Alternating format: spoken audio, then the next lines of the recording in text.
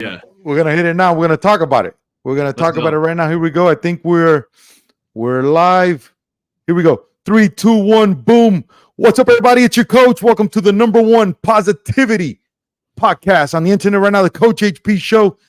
And today I have a guy who I feel is doing it very right, man. My dad, Nate, from Dads Who Try.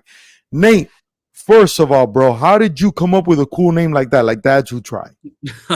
Actually, we came up with about 500 really bad names, and we sent them to a friend, and she's like, "Have you just tried something like Dads Who Try?" And it just, boom, clicked.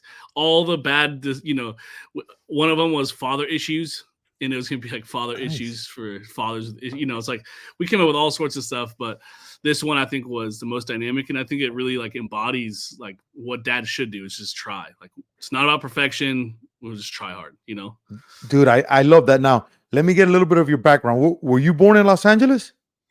Seattle area. And Seattle. then, 9 years ago, my wife and I moved down here to Los Angeles to plant a church. Church. A church. All right. And what's your ethnicity? Filipino and like assorted white. Yeah. Nice, bro. Nice. Okay. How many kids do you have? 2 kids, a 4-year-old Grayson and 7-year-old River. River just started baseball this week. Buddy, see, the universe never lies. So I do what you do for dads who try is what I do for baseball and sports with parents. We need more of that. Right. Everyone know, of course. I get that all the time. And one of the reasons why I wanted to have you on is the weird thing about this, Nate, is you don't know about this world till you're in this world. True. And then you're like, oh my God, what is this craziness? So the number one thing that attracted me to your content was I didn't know about the Coco Melon, the all these things till we had our daughter first, right? So my daughter's 5, my son is 3. Ooh. So I'm on all these things, but I lived in the kid world almost forever. Because I've worked with kids, with coaching, with kids, celebrity kids, famous athletes, the whole thing. And all I'm obsessed with is trying to show parents, look, an example, if Nate did it this way and he still gets along with his kids, why not we repeat the best thing we can do than what Nate's doing? Right. I mean, any athlete, you're going to emulate Jordan. You're going to emulate some of what Kobe's doing. You might not be them, but you're going to look to what someone else has done in success and try to emulate it the best you can. So let's say that example, right? Jordan and Kobe, right? How I look at it is, so I'm in Miami. Yep. Miami baseball is a lot like LA baseball, right? Super competitive. You're either horrible or it's like gangster style. You have a lot of Mexican Americans, which is like crazy. I'm Cuban, so it's a lot of Cubans that get here and they're literally treating a 9-year-old game like if it's the World Series. Kids lying about their ages, coaches knowing that they're lying about it's just crazy, bro. It's crazy, right? But my thing is, what I notice, and I'm dying to get to know this with you, is so I started to notice is through my experience, kids that don't have much, the parents are abusing them through the sport. 100%. Kids that have a lot, the parents are spoiling them, and where places where I'm able to impact is through the sport. So I'll give you an example. Maybe you're noticing this with your son, and I'll ask you, this is super fun for me. When you do your 4-year-old is the one that started baseball. 7-year-old. 7-year-old. Okay. So is it still coach pitch or kid pitch? It's coach pitch. Perfect. Okay. When he gets to the car, when you guys park, okay, talk to me the dynamics. You get to the parking lot, who carries what, who picks up what, who's with you? Talk to me about that. So as soon as we get to the park, as soon as we get to the parking lot, we're not even stopped yet. His seatbelt is flying off. He's, Dad, park, open the trunk. You run into the trunk, he got his new bag, runs to the back, gets his gear. Dad, can I run ahead of you? And he's bolting to the baseball field. I love that. All that I love. So the mistakes that I started to see, and this is why you're important, because you started to do research into all this content for kids. But I'm very interested in Grayson, right?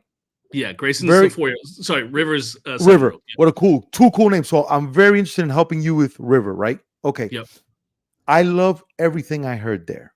What parents try to do is they try to hack that energy that your son is doing by himself. Because if me and you knew how to create that energy in 7-year-olds, we'd be billionaires. It'd Dude. be Elon, Jeff, and us. Right? Truly, and that's yes. who crush. We went for that crush because it would literally be do this and that, right? So what I try to tell parents is don't imitate River's talent because we don't know that. And I'm gonna get more information from you so you can share me, but imitate the two things we can control in life, which is effort and attitude. That's it. That's right. it, right? How good is your son though? Talk to me. So this is his first time. When he was 4, we had him in Brazilian Jiu-Jitsu, and he's always been a natural athlete. Okay. In the football season, he was I think we had 7 games. He had 23 touchdowns. Soccer this weekend, he just scored a hat trick in the first half. And, he's the type of player that's like, he scored the hat trick and coach called him out. And he's like, I want 6 points though. Like, why are you calling me out, coach? And so he has a lot of natural athleticism and crazy amounts of energy. And so anything he's putting his mind to. So baseball, this is kind of his first go at a really technical. You can't just put your shoulders down, run, kick a ball. You have to learn how to catch. You have to keep your eye on the ball. You have to turn your hips into your swing, all that type of stuff. And so watching him use his mind, not just, rely on his athleticism has been a lot of fun. And it's a challenge for him that I think he's taking in stride, going like, Dad, when I get home, can we go to the park and hit some wiffle balls? Like, I just want to get better. Oh my God. I love it. I love it. So is he lefty, righty? He's a righty. Yep. Okay. Hits righty also. Yeah. Yeah. How tall are you? I'm 5'8". Okay. Everyone on my mom's side. So my mom was 5'6" and my dad was 5'6". So my dad's Filipino, 5'6". Naturally, he's gonna be smaller. My mom, all the guys on her side, 6'2" and up. Big and dudes. then on my mom or on my wife's side, all the guys are 6'2" and up. And so I'm like, I have no idea how this kid's gonna turn out. But no, I already love the stuff I see. I love that you're putting him in different sports. That is the go-to move. Okay, I love that. What position is he playing? We don't know yet. Yeah. So every position. Okay, how's his catching? It's his biggest struggle area. Okay, so this is what I want you to do. Yep. You're gonna go with him in your backyard. Biggest mistake parents make, dads make with their kids is they throw to them literally like if they're throwing with a regular person. What happens is you want to avoid getting hit by a ball at all costs. Instant trauma. Instant trauma. And say like, oh, this is bullshit. I'd rather go fight somebody. I'm not dealing with this shit, right? Yeah. But what I want you to do is you're going to create with him, I don't have a ball around me here, what's called the 1-2 game. It's called the 1-2 game, Nate. You're going to throw him the ball, no glove, catch the ball, catch it, look at it and say 1-2, and then throw it to you back. You're going to start super close. Okay. And you literally, and the game, and all this stuff is games. So you go till 10. You create, hey, let's see if we can get 10 together. And you and him play together. And when you catch the ball, wherever he throws it, you hold it, 1-2. And then you throw it back. Then he catches it, 1-2. Then you throw it back. Okay, that's 2. 1-2. At the beginning, he's going to catch it and go, 1-2, 1-2. You say, no. You got to catch it. You got to slow this down. Yeah. 1-2. Boom. 1-2. Boom, right? And after you do like 10 of them, whatever, with no glove, then you start with the glove. One hand. 2 hand is old school bullshit. Everything now in baseball is 1 hand. Yeah. I mean, when I grew up, I wasn't catching anything with 2 hands. Yeah, what? How old are you? 33. Oh, you're baby. I'm 45, bro. So look, 1 hand. Okay. Now, the only problem with baseball, I don't know how much you know about baseball. What sucks about baseball versus every other sport is that there's an infield and there's an outfield. And when you're in little league, the outfield sucks, even though it's the best position to play to go forward. And there's no pitching, so it gets boring. Yeah, but it's the most rewarding sport. If River all of a sudden hits and he's an athlete, bro, you got something there. So just make sure you do that with the catching in the air. And ironically, he's going to catch more in the ground than in the air. But you start in the air first because that's a lot for protection. Yep. Yep. You know what That I'm makes saying? sense. Yeah. So that's your homework, bro, to do that in baseball. And then at the end, I'll ask you baseball questions for me, but I want to know about you. Okay, how did you come up with the content that you're doing, bro? Talk to me about that. Okay, so Tommy's the kind of the co-host on our show. Both of us, our dads, his dad was around until he was 10. Then his dad kind of went to the grocery store, didn't come back, type of thing. Damn. But like even when he was there, like he was being abused by his dad, things like that, and so he didn't have a healthy, stable home until after his dad left, and then his mom just turned into like super parent, Nice. kind of went all in working jobs and stuff. And then my dad, when I was 9, he was diagnosed with early onset dementia. And Wow. so, dude, by the time I was 15, I was changing his diapers and feeding him like he was, Holy shit. he was gone. So the idea of Dads Who Try, we were like, the kind of like the subtitle of Dads Who Try is Dads Who Try because ours didn't. And it was like, Yes.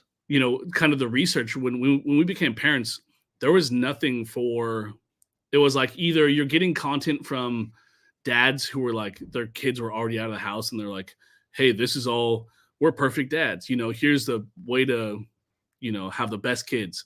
Or it was like dumb dads who are like, I'm not going to change their diapers or, that's too difficult. I'm too cool. Yeah, I'm too cool. I'm not doing anything. Yeah. Exactly. And we're like, I think we're kind of in the middle of that. Like, I think like we're pretty, driven, competitive, masculine individuals. And at the same time, we want to learn how to do it better than our parents did and nurture our kids and raise them to not just be like, strong and resilient and fortified, but also at the same time, like have empathy and like care about other people and have emotional skills as well. And so that's kind of where Dads Who Try started, was this idea of like, hey, just a heads up, you don't have to be perfect. You just have to show up. 1 in 4 households in America don't have a father figure. That's crazy. That means, 25% of our kids are growing up without any example of how to treat a woman, how to. You know why that is? I mean, there's a few factors here in Los Angeles, but what do you think? The problem is that we don't teach. Here's what I've noticed through sport. You know this through your content, but I noticed through sport. I would watch. Here's a perfect example. Let's say you're working. Mm-hmm. So you're not in the picture. You're still married to your wife, but you're working. So your wife shows up for Rivers practice with the youngest one, holding him by the hand with Rivers equipment on top of her, and River just walking in la la la la la, like if he's going to some play date, and then he's expected to play baseball, but he doesn't know any of that. The problem is that because guys aren't stepping up to be men, and it ain't men like, hey, I'm a man, I don't got feelings. No. Sure. Men to answer problems, to be honest, to do what they're supposed to do. Then women have to be super women on top of that. Then they don't train us men in high school empathy, self-awareness, confidence, all these things. Forget social media. That's a whole different world now, right? Come on. God forbid they teach us that. But it's these stupid, weird things we got to do. So what's happening is women are taking that affection that they should give a man. They can't find one after a while, so they start giving it to their sons. So that's what's creating these weak, coddled boys that don't know what to do. You want to see action?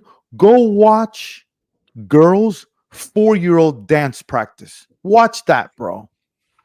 They're lionesses. Why? Because all these women want their daughters to be like Beyonce, Taylor Swift. They understand. They don't want men to take advantage of them, but they don't know how to raise boys.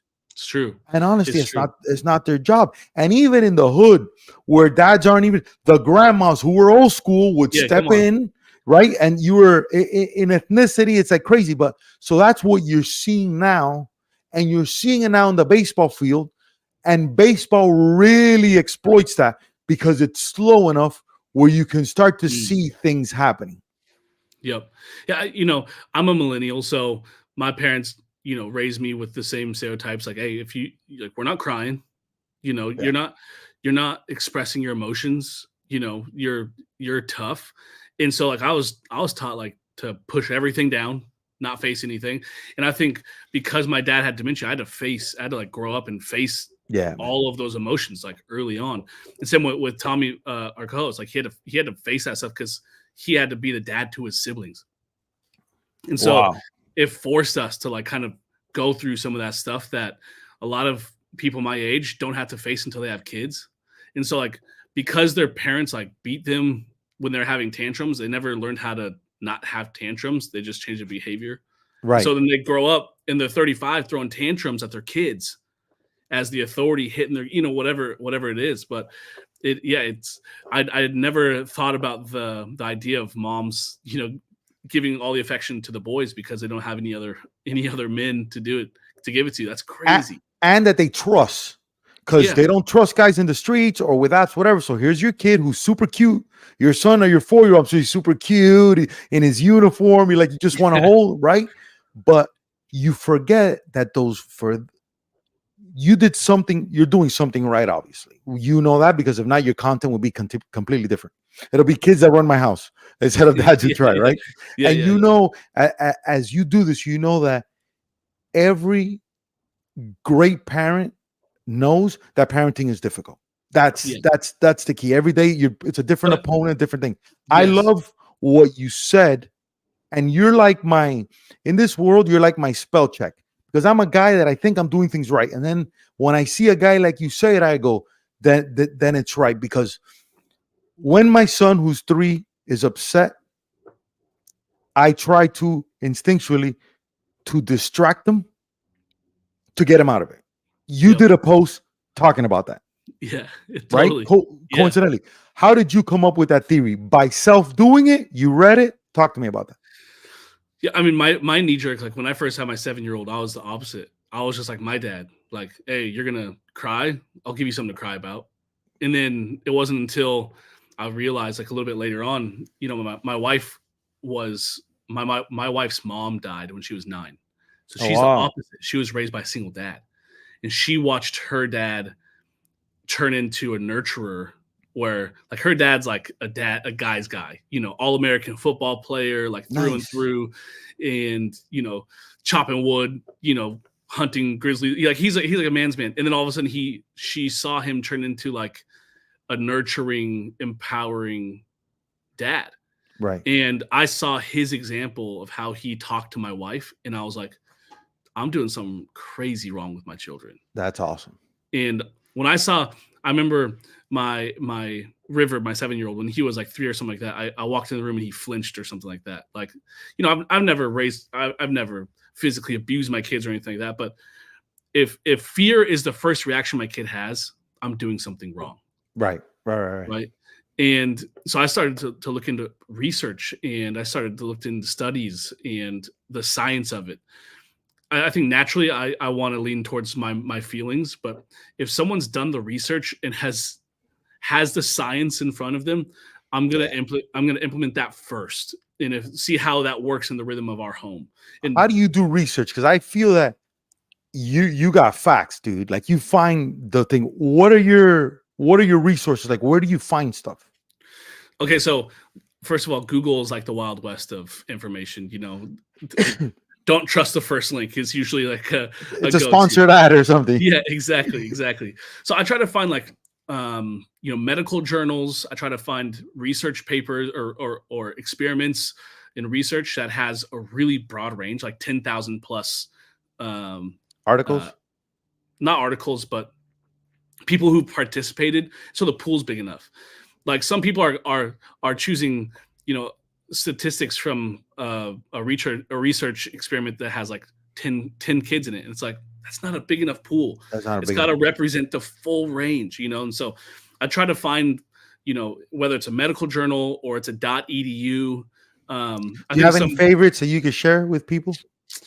I can send some over to you. Yeah. Not off the top of my head, but honestly, some of the government sites, I don't really trust a lot of the stuff that comes from government sites, but when it's cited from third-party research institutes and I things think like that's important, man, because you're a big. I love that about your content. That you're a big percentage guy. You give numbers and you give a lot of stuff, and I love that, dude. So I'm different than both you and your co-host. My dad prepared me for everything in life except to deal with him. So this dude was around 24/7. My dad worked for Pepsi. He was the youngest of 15 kids.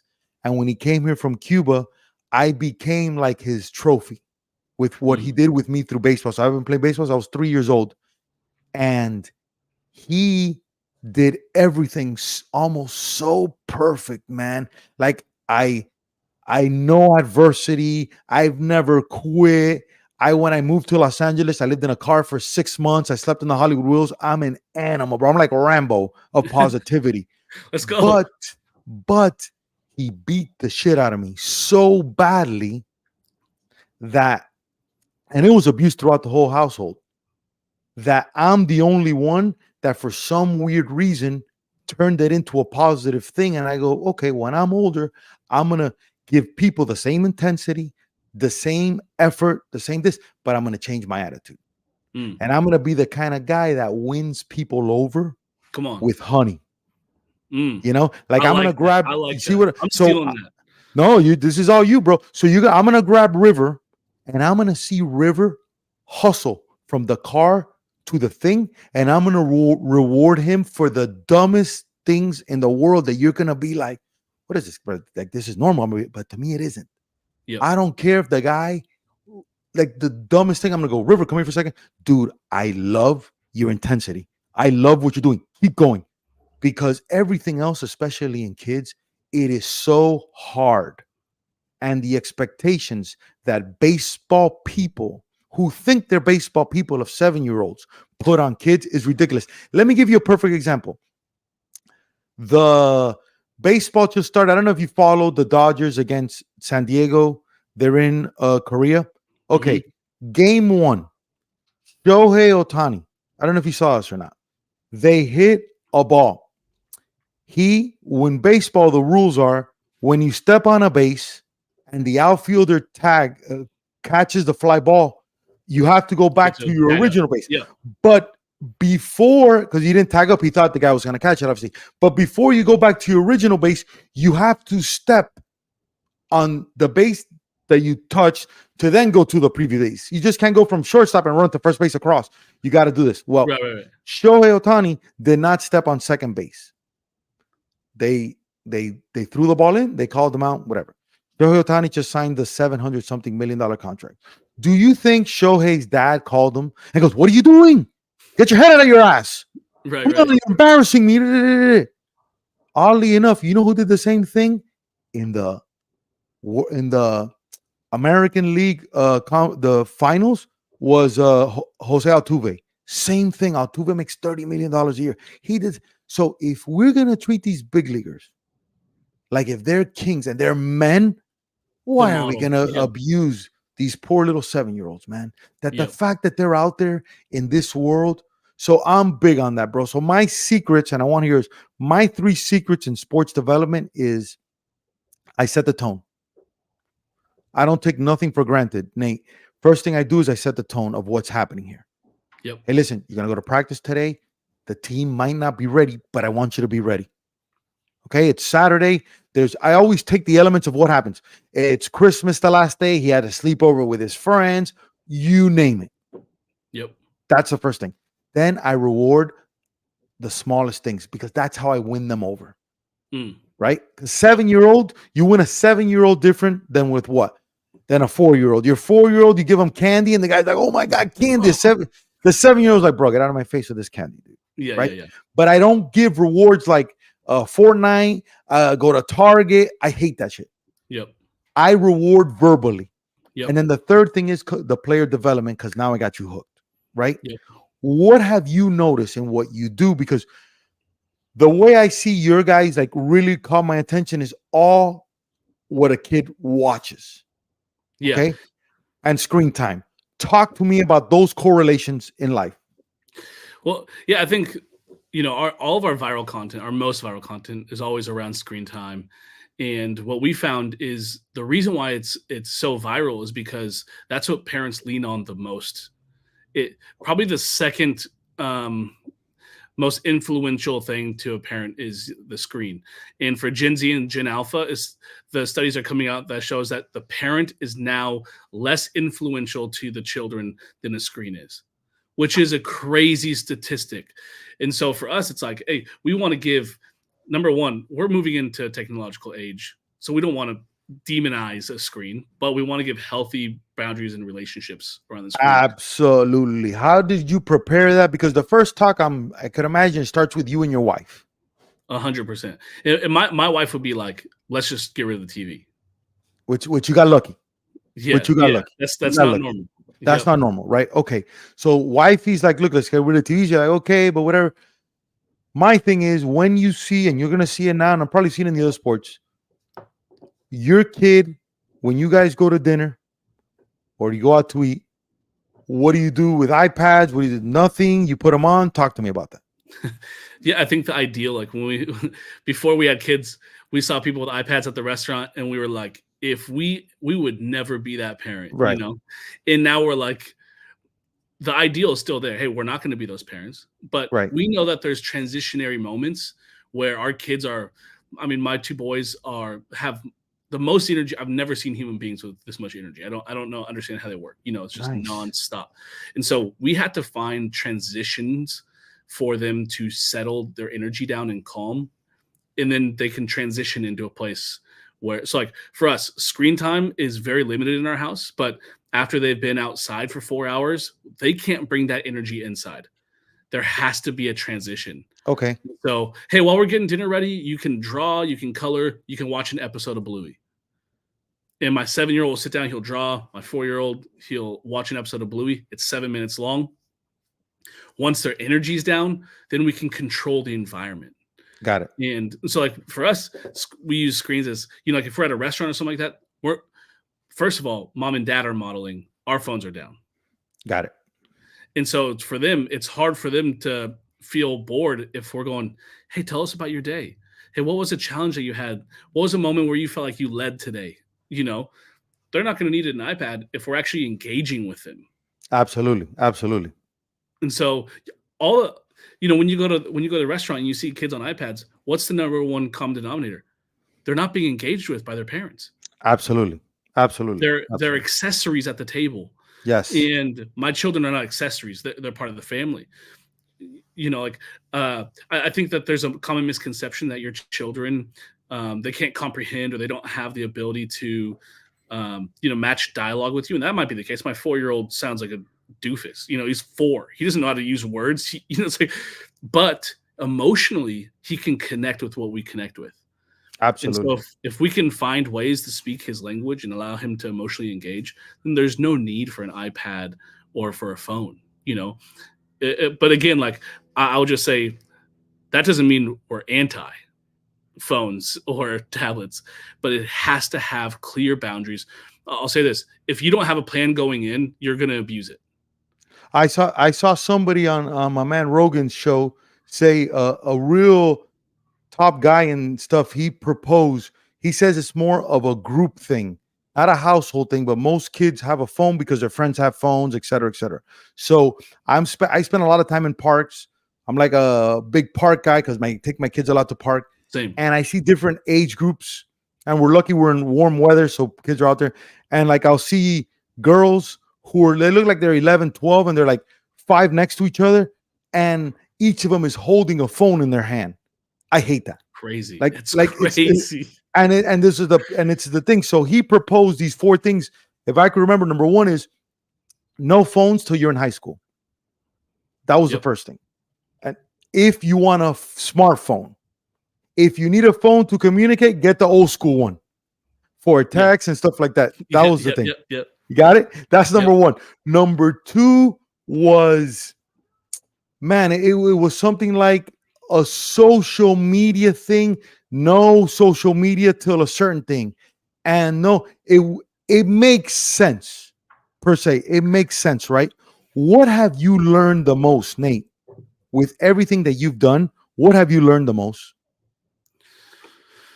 I'll say two things. The first thing I've learned is that no household is alike. And so there's no such thing as a standard home. There's rhythms more than there's balances. And so you got to figure out what is the best rhythm for your home. What works for my home might not work for your home. But again, best practices, I can take what you're doing, I can try them out, I can adjust them to what we're going through. So that's the first thing I've learned is like we have now over 2 million followers across our platforms. And for the first time, just a couple months ago, for the first time ever, we have more international followers than we do American followers. Nice. And so we're going like, wait a second, we're reaching places that are vastly different cultures than our own. And so what we're finding is like we can't talk about a really specific thing because there's no such thing as a standard home. The second thing, and this is probably the most difficult thing, is to correct an action and praise the person. So like it's really easy for me to try to correct my son River. Hey, you always do this. Or Grayson. Hey, why are you always yelling at your brother? Why are you always hitting him? And it's like, wait a second. Now I'm attacking his person. And so now in his mind, he's going, oh, I'm just a person who always ... I'm just a person who always hits. I'm just a violent, whatever. Versus taking a moment, taking a deep breath and going like, hey, let's talk about that action. But I'm so thankful that you're able to sit down and have this conversation with me, like in really trying to reframe and restructure how I talk to my kids. Identity and confidence is so difficult to repair and so easy to destroy in a young kid. And so like at this age, it's like, or I mean, even into the teenage years, like you see kids, one relationship can like ruin a person. Oh, of course, dude. And I'm lucky enough where since I work with athletes, I see a kid when he was 3, 13, 23, 33, 43. And you'll see it now on the field. Nate, you won't see too many 20-year-old kids playing catch with their dads out there.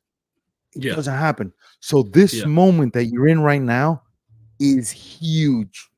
Because I used to see, I've been doing this for a long time now, where I would be in the park and I would see you walk with River and I'd be like, what's up, Nate? What's going on? Whatever. And then I'll see you when River's in high school and I go, hey, man, do you remember? I tell this to people all the time. Do you remember when you would see me there? He's like, dude, I'll pay anything to go back to have him there where I would hold his hand and he'd be right next to me. And yeah. That's why this is so important for you to enjoy all these things and you do a great job of not having the phone around and just I love all that, dude. 2 more questions, bro. So I could talk to you forever, but I gotta go pick up my daughter. But I'm gonna have you guys on again, and this is gonna be a long going thing because you guys are very, very big in what you're doing, dude. The production, because a lot of people have great content, horrible production. You're one of the few people that I see have both, bro.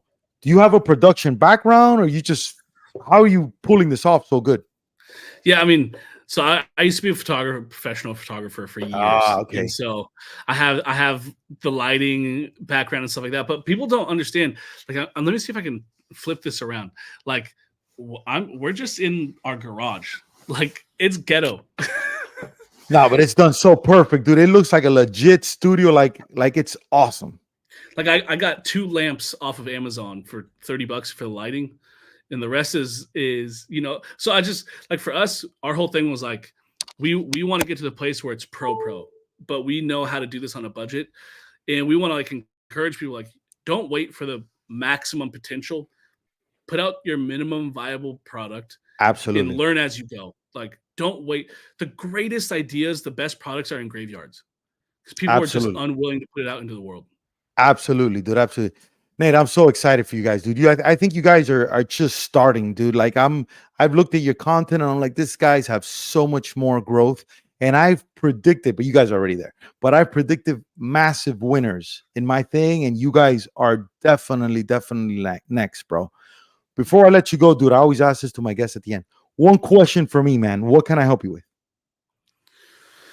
To be honest, like we're in sports mode right now. I feel like what you're teaching parents, specifically in our situation, fathers, is like I want to be able to coach my son, but I need a coach to coach me. to teach me how to coach. I lose all of my fatherly sense when I'm on the field. Like I can Why is that? switch in. Why is that? I can just switch into, if we're playing football, or if he's playing football or soccer, yell, get in, into Okay, position. okay. So this is what I want you to do. This is what I want you to do. I want you to look at it less like if you're playing. So don't put it how you would play. To get that out of your brain. I want you to look at it almost like a general manager.